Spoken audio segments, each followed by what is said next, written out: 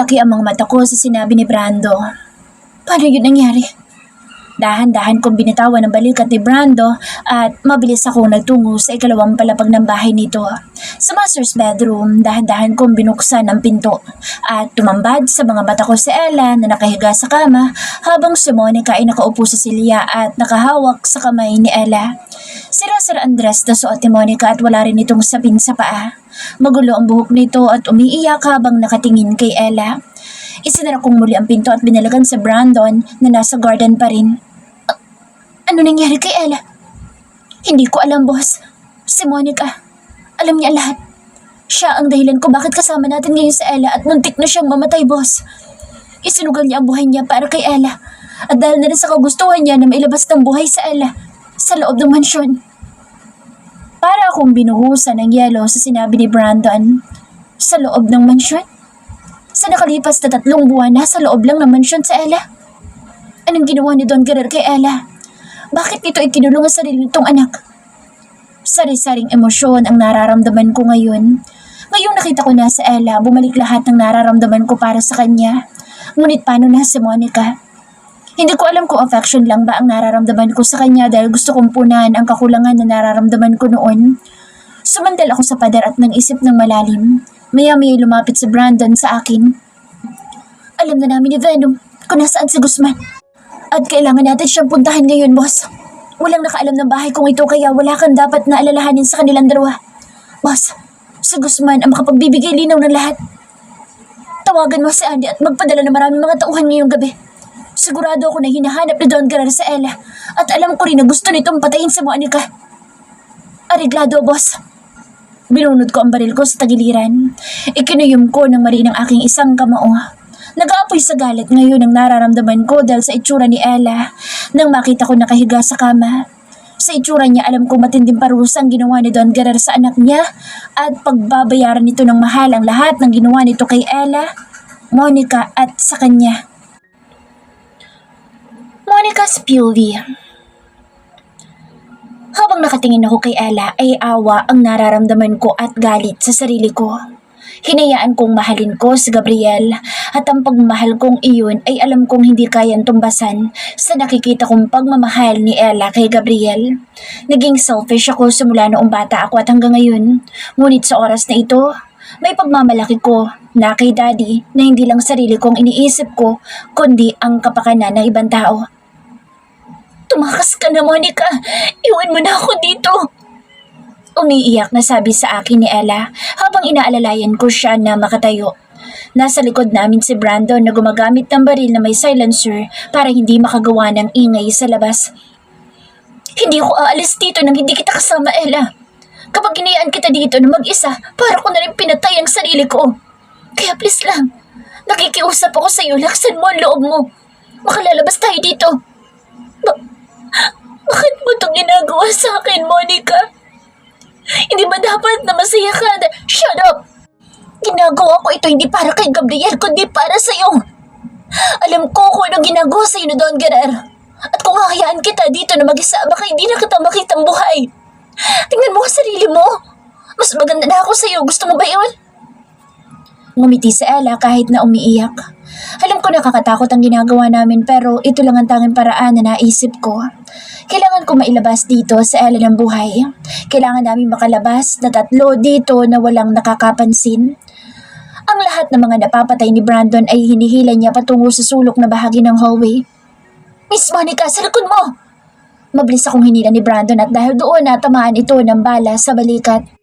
Malakas ang alingaw-ngaw ng baril at yun ang naging dahilan kung bakit naglabasan na ang mga tauhan ni Don Guerrero. Habulin niyo sila! Narinig kong sigaw ng isa habang patungo kami sa nakaabang na kotse sa likod ng mansyon. May secret door pala ang bakod at alam iyon ni Brandon. Sige na, Miss Monica. Mauna kayo sumakay. Ako na bahala sa sarili ko. Bilis! Tarantang sabi ni Brandon habang nagmamatsyag sa paligid. Nawala naman ng malay si Ella habang pasakay kami ng kotse. Habang paalis kami, kitang-kita ko kung paano makipagsabayan si Brandon sa mga tauhan ni Don Guerrero. Umiiyak ako habang nasa sasakyan. Niyakap ko si Ella ng mahigpit dahil marami mga bakas sa katawan nito na nagpapakita kung gaano ito nagdusa. Gumalaw si Ella at nagmulat ng mga mata. Ngumiti ako sa kanya at inalalayan ko siya na makaupo sa kama. Sumandal siya sa headboard ng kama. May gusto ka bang kainin? Gusto mo ng soup? May pagkain sa... Hinawakan nito na mahigpit ang kamay ko. Salamat, Monica. Maraming salamat sa mga ginawa mo para sa akin. Umiiyak na sabi nito sa akin. Niyakap ko siya ng mahigpit. Umupo ako sa may tabi niya at hinaplos ang kanyang buhok. Huwag kang umiyak. Ang importante, ligtas ka na at wala ka na ngayon sa poder na Don Guerrer. Sorry kung nagawa ko sampalin ka. Dahil gusto ko ipakita kay Don Guerrer na kakampi niya ako. Tumingin ako sa mukha ni Ella at pinahid ang mga luha nito sa mga mata. Kailangan mo magpahinga. Matulog ka pa para lumakas ka. Kailangan ka makita ni Gabriel na masigla. Pero, paano ka? Okay lang ako, Ella. Muling hinawakan ni Ella ang kamay ko. Paano na kayo ni Gabriel ngayon? Kami? Ngumiti ako sa kanya kahit deep inside parang sinasaksak ang puso ko. Magkaibigan lang kami ni Gabriel.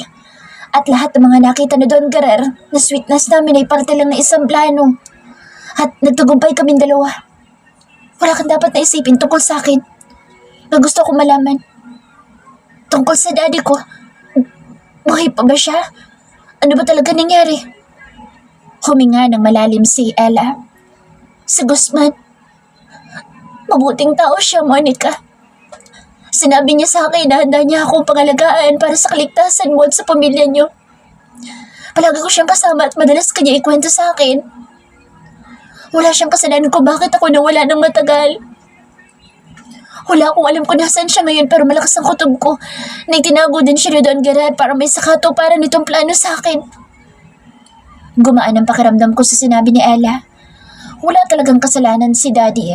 Kung meron man siyang kasalanan sa akin, yun ay ang pagtatago nito ng isang sekreto tungkol sa pagiging alagad ng mga mafia.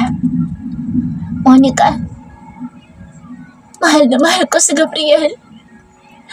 Para maprotektahan siya, naguha ko ngayon ng demonyo kong mamamahal.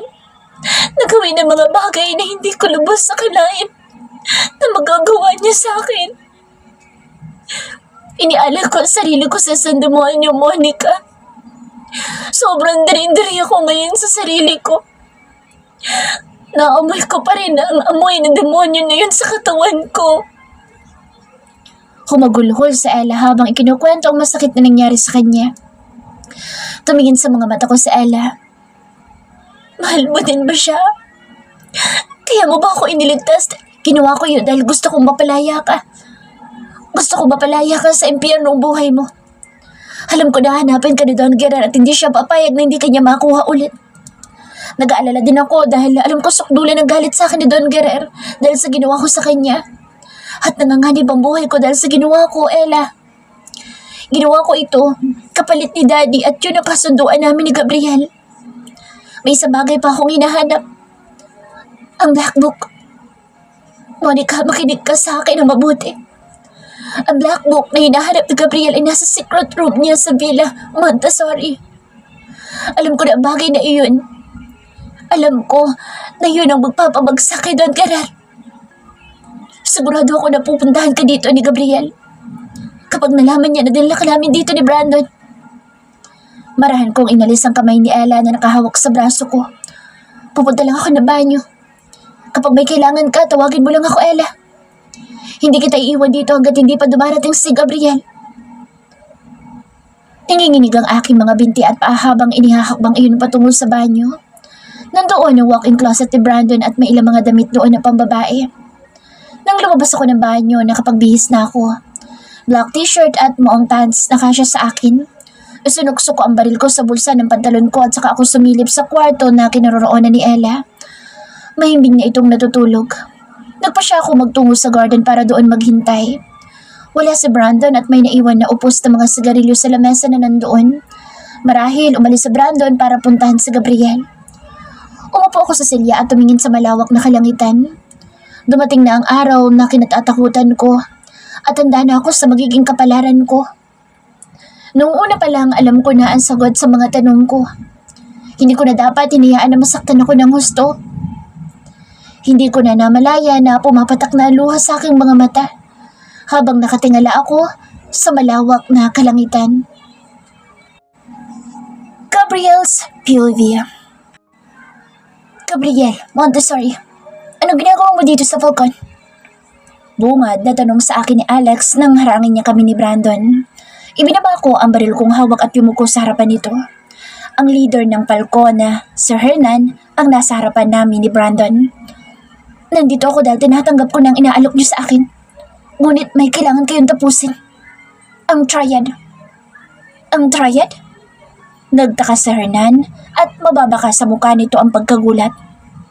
Hindi ba't mas malakas ang triad kaysa sa Falcon? Marami kayong mga kaalyado sa Italia at Amerika. Ako ang sunog na tutupok sa buong triad. Hernan, dahil gusto kong babagsakin ngayon sa Gerer. Nasa kamay ko ang listahan ng mga pagmamay-ari niyang negosyo. Sa pamamagitan ni Gustavo ay nagawa kong malaman ang mga negosyong itinatago ni Don Gerer. Kung ganoon, ano ang kapalit ng kasunduan nating dalawa? Seryosong tanong ni Hernan sa akin. Si Don Gerer, sa akin niyo siya ibigay at ako'ng tatapos sa kanya. Sagot ko rito na nanlilisik ang mga mata sa galit. Alex, bigyan mo si Gabriel ng mga armas at karagdagang tauhan. Ngayong gabi, hindi nasisikatan pa ng araw si Don Gerer. Nagtaas ito ng kamay at sumenyas kay Alex. Lumapit naman si Hernan sa akin at tinapik ako sa balikat. Pinagkakatiwalaan kita dahil may isa kang salita, Gabriel. At panghahawakan ko ang mga salitang iyan. Alam mo naman na minsan lang ako magtiwala sa kalaban. Ganoon din ako, Hernan Falcon. May isa din akong salita. Ibibigay ko sa mga kamay mo ang lahat ng nais mo sa triad. Dinampot ko ang baril ko at inilagay iyon sa tagiliran ko. Huwag mong idaan sa init ng ulo ang lahat, Gabriel. Alalahanin mong bata ka pa at marami ka pang magagawa para sa akin. Isipin mo na lang na pumayag ako dahil kaibigan ko ang namayapa mong ama. Natutuwa lang ako na hindi nakaaway ang turing mo sa Falcon ngayon kundi isang matalik na kaibigan. Hindi ko lang inaasahan na mas matindi pa ang galit mo sa galit ko sa hambog na Don Gerer na iyon. Dumating din ang oras niya at mangyayari iyon sa sarili mo mga palad. Gabriel, magiging mabuting kaibigan ng isang kaaway, Hernan. Aalis na ako. Umaasa ako na tutupad ka sa ating kasunduan. Halika na, Brandon. Binalingan ko si Brandon na tahimik at nakikinig lamang sa usapan namin ni Hernan. Tuso din si Hernan pagdating sa negosyo. Aalawin ko muna siya dahil kailangan ko ngayon ng tulong niya. Maraming tauhan si Don Gerer at nakatitiyak ako na mauubos kami kung hindi ako hihingi ng tulong sa isang kalaban. Sa bayan ng San Jose, nandoon si Guzman, sa abandonadong gusali na dating pabrika ng mga laruan. Pasado 10:00 na ng gabi. Nasa labas si Venom kasama ang 5 tauhan nito na natira sa labanan kanina sa mansyon. Bumaba sa 4 na van ang mga sakay na bagong kakampi. Pawang mga armado at may hawak na Armalite na may kutsilyo sa dulo. May 4 na shooter sa itaas ng gusali. Matataas sa mga talahib at walang mga malalapit na kabahayan sa paligid. Boss, nasa loob si Guzman. Pagbibigay alam ni Venom sa akin. Mabilis akong pumasok sa loob at nakita ko nga si Guzman na sugatan at halos butot balat na. Marami itong mga pasa at bugbog sa mukha. Ang suot niyang damit ay ang huling suot niya noong makita ko siyang kasama ni Ella. Gabriel, namamaos ang boss ni Guzman at halos hindi makapagsalita. Nauuhaw ako. Mahigpit itong hinawakan ng kamay ko. Lumapit sa Brandon at binuksan ang isang bote ng mineral water. Inilapit nito iyon sa bibig ni Guzman at inubos nitong lahat iyon ng walang pakundangan. Guzman, ano ba talaga nangyari sa'yo? Hinawakan ni Guzman ang kamay ko. Buhay sa Ella. Kinuha siya ni Don Gerer. At kinulong. Sa Ella, hindi siya tunay na anak ni Don Gerer. Kaya naman hindi siya pumayag na ikasal kayo dahil mahal na mahal ni Don Gerer si Ella. At papatayin ka niya sa oras na nailayo mo si Ella sa kanya. Gabriel, ang anak ko, totoo bang pinatay mo siya? Buhay si Monica Guzman. Buhay din sa Adeline. Wala ka na dapat alalahanin kay Ella. Nasa ligtas na lugar na siya. Ang anak ko, baka siyang balikan ni... Tumulo ang luha ni Guzman at kahit na lupaypay ay pinilit itong makaupo. Ang black book nasaan? Wala akong alam sa black book. Hindi ko alam kung nasaan na yun. Kahit na paulit-ulit akong pinahirapan ni Don Ganar, iisa lang ang sagot ko. Hindi ko alam kung nasaan. Nagsasabi nga ito ng totoo. Kung ganoon na kanino ang black book na hinahanap ko. Brandon, kailangan madala sa ospital si Guzman. Kailangan niyo maipagamot. Venom, hihintayin natin si Don Gerard dito dahil alam ko na darating siya ngayon. Boss, kailangan mong bumalik sa bahay ko. Gising na si Ella at alam daw niya kung nasaan ang black book. Bulong sa akin ni Brandon nang lapitan niya ako. Venom, ikaw na munang bahala dito at pupuntahan ko ang bahay ni Brandon. Babalik din ako kaagad. Boss, gawin mo na ang dapat mong gawin. Huwag mo akong alalahanin dito. Si Don Guerrero, sigurado ako nakasama niya ngayon sa Gustavo at sa tingin ko, wala silang planong lumusob. Lalo na ngayon nakakampi mo na ang mga Falcon. Tumango lang ako at sumang-ayon kay Venom. Dinala ni Brandon sa ospital sa Guzman at nagpasunod na rin ako ng mga tao para magbantay sa ospital. Samantala, babalik ako sa bahay ni Brandon para makausap si Ella. At si Monica, kailangan niyang malaman ang totoo tungkol sa kalagayan ng kanyang ama. Monica's POV. Nagising ako dahil sa marahan na paghawak sa aking pisngi. Hindi ko na malaya na nakatulog pala ako sa may garden at nakayuko sa may lamesa. Sa dami ng mga iniisip ko, hindi na ako nakakatulog na maayos. Tiningala ko ang taong nakatayo sa harapan ko. Si Gabriel.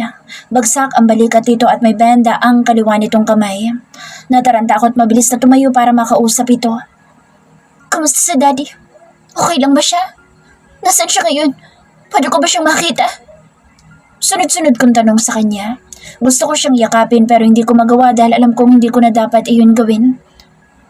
Hindi mo ba alam kung anong ginawa mo kanina? Paano ko napahama ka? At inilagay mo sa panganib sa Ella? Hindi ka ba talaga nag-iisip sa mga ginagawa mo, Monica? Naningkit ang mga mata ko at saka ako tumayo. Kumibot ang mga labi ko na tila nagbabadya ang pagpatak ng luha sa aking mga mata. Kinuha ko yun dahil nasa panganib sa Ella. Hindi ba dapat na matuwa ka dahil iniligtas ko siya? Gabriel, sa 3 buwan na nagdaan, nandun lang sa mansyon nila sa Ella at masama ko siyang tiningnan. Hinayaan mo siya na pagsamantalahan ni Don Guerrero. Tapos nasermonan mo ko, samantalang itinaya namin ni Brandon ang buhay namin para lang makatakas sa lugar na yun. Ano ba klaseng tao ka, Gabriel? Hindi ko pinabayaan si Ella. Alam mo yan. Mariin na sabi nito sa akin at halos tingnan na ako ng masama. Umiigting pa ang mga panga nito sa galit dahil sa sinabi ko. Ikinuyong nito ang kamay at sinipa ang lamesa. Natumba iyon dahil sa lakas ng sipa nito. Okay, fine. Ayoko na rin naman makipagtalo pa sa iyo, Gabriel. Sabihin mo sa akin ngayon kung nasan si Daddy. Aalis na ako ngayon dito dahil naiinis ako kung bakit napakasama ng ugali mo. Hindi ka pwedeng umalis ngayon, Monica. Masyadong mapanganib sa labas at maraming mga tauhan sa Don Guerrero na nagkalat. Nagtatago siya ngayon dahil alam niyang matatalo ko siya. Kaya sigurado ako na nag-iisip siya ng paraan para makabawi sa akin. Monica, makinig kang mabuti sa akin. Pwedeng gawin ni Don Guerrero sa iyo ang ginawa niya kay Ella. Maniwala ka sa akin. Kaya please, manatili ka dito at huwag kang gagawa ng bagay na ikapapahamak mo. Hinawakan nito ang kamay ko ngunit mabilis ko iyong hinila. Gusto pa niya talaga ako manatili sa lugar na ito? Para ano? Para saktan ng sarili ko? Hindi mo pa nasasagot ang tanong ko. Seryoso akong tumingin kay Gabriel. Nasaan si Daddy? Nasa ospital si Guzman. Isinugod na siya doon ni Brandon. Sa ngayon hindi ka pwedeng lumabas. Marami ang mga nakamanman sa paligid. May isa ka pang dapat na malaman. Buhay ang mommy mo at alam niya kasama kita sa kahit saang lugar ako pumunta. Monica, patawarin mo ako kung malakas kong sinampal si Gabriel sa pisngi. Nagsinungaling ka lang sa akin. Pinagmukha mo akong tanga. Hinayaan mo na magdusa ako sa isang kasinungalingan mo. Inakala ko na patay na si Mommy kaya kinailangan kong makinig sa'yo at magtiwala. Niloko mo lang ako. Ang sama-sama mong tao. Monica, ginawa ko yun para protektahan ka. Mabilis akong umiling at muli itong sinuntok sa dibdib. Napakasama mo, Gabriel. Pinagmukha mo ko ang tanga. Pinaikot mo lang ako at ginamit mo lang ako para sa sarili mong mga plano. Niyakap ako na mahigpit ni Gabriel ngunit malakas ko siyang itinulak. Nasaan si Mommy? Saan mo siya itinago? Nasa Raj, siya. Maayos ang kalagayan niya roon at dadalhin kita doon. Kasama ni Guzman. Doon muna kayo pansamantala habang inaayos ko ang problema namin ni Don Guerrero. Monica, please. Hayaan mo naman ako makabawi sa lahat ng mga kasalanan ko sa'yo. Tutupad ako sa lahat ng pangako ko at salitang binitawan ko. Hindi ako nagsisinungaling sa'yo, Monica. Akala mo ba ganun lang kadali yun? Nagawa mo kontrol ng buhay ko, Gabriel. At hindi ko na yun nahahayaan pa na maulit ang mga nangyari. Nagkamali ako na hayaan ka pumasok sa buhay ko. At yun ang isang bagay na pinagsisisihan ko. Kinasusuklaman kita. Kinamumuhian kita, Gabriel. Sige lang. Magalit ka sa akin, Monica. Hindi pa rin magbabago ang desisyon ko. Hindi ka aalis dito sa lugar na ito at susundin mo lahat ng mga sinasabi ko. Pagkatapos nito, hindi na ako magpapakita pa sa iyo katulad ng kasunduan nating dalawa. Tutuparin ko lahat ng mga pangako ko. Yan ang pangawakan mo, Monica. Mautoridad na sabi nito sa akin. Tinalikuran ako ni Gabriel at nagtungo ito sa loob ng bahay ni Brandon. Lumapit sa akin ang dalawang lalaki at isang babae. Kinuha nila sa akin ang baril ko at binantayan nila ako ng mabuti. Ang sama mo talaga! Naiinis kong sambit habang umiiyak. Tumingin sa akin ang babaeng bodyguard ni Gabriel.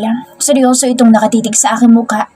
Kanina pa niya ako tinititigan at naasawa na ako sa ginagawa nitong iyon. Iniisip pa nito na babae lang ako ni Gabriel. Kumunot ang noo ko sa ginawa ng babae. May problema ka ba sa akin, ha?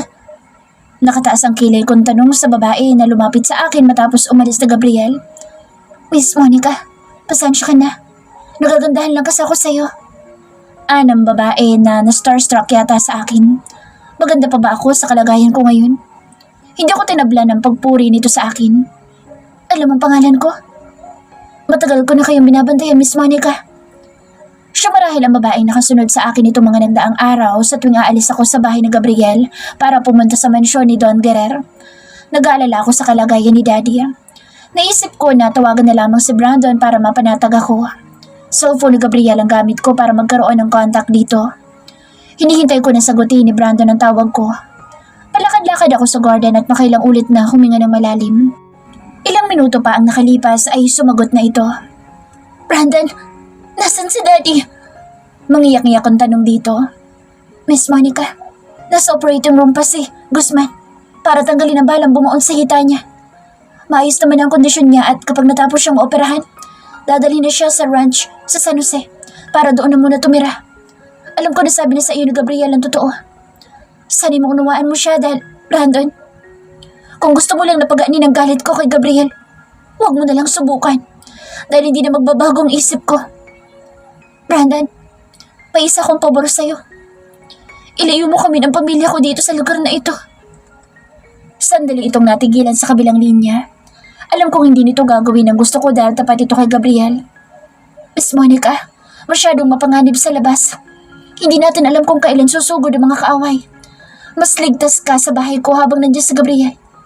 Kalimutan mo na muna ang galit mo sa kanya. Kailangan mahanap sa Don Guerrero para matapos ng gulong ito. Hindi mo nga talaga ako kayang tulungan. Bumuga ito ng malalim sa kabilang linya. Patawad, Miss Monica. Pareho tayong naiipit sa sitwasyon. Kailangan natin mag-ingat dahil alam ni Don Guerrero ang mga kahinaan nating lahat. Tiisin mo na lang muna ang sakit na nararamdaman mo at galit para kay boss. Sige na, Miss Monica. Kailangan ako ng daddy mo. Ini-off ni Brandon ang cellphone nito. Nagpakawala ako ng malalim na buntong hininga. Hanggang kailan ko kayang tiisin ang sakit na nararamdaman ko para lang protektahan ng mga taong alam kong mapapahamak dahil sa akin. Nagtungo ako sa loob ng bahay at tumingala sa master's bedroom. Nakabukas iyon at nandoon sa Gabriel sa itaas. Kaya ko ba silang makita na nag-uusap? Hindi ako sinundan ng mga bodyguards na nagbabantay sa akin. May nakaabang din na guard sa exit door ng bahay. Umakyat ako sa hagdan at dahan-dahan na nagtungo sa nakabukas na master's bedroom. Sumandal ako sa may labas ng pinto at pinakinggan ang usapan nilang dalawa ni Ella. Narinig ko na umiiyak si Ella at nang sumilip ako'y nakayakap siya kay Gabriel nang mahigpit. Napahawa ako sa kaliwang bahagi ng dibdib ko. Kumikirot ang puso ko sa mga nakikita ko. Nagpasya akong umupo na lamang sa sahig habang nakikinig. Sinadya marahil ni Gabriel na huwag isara ang pinto para makita kong ginagawa nila. Alam kong mahal ni Gabriel sa Ella at ako.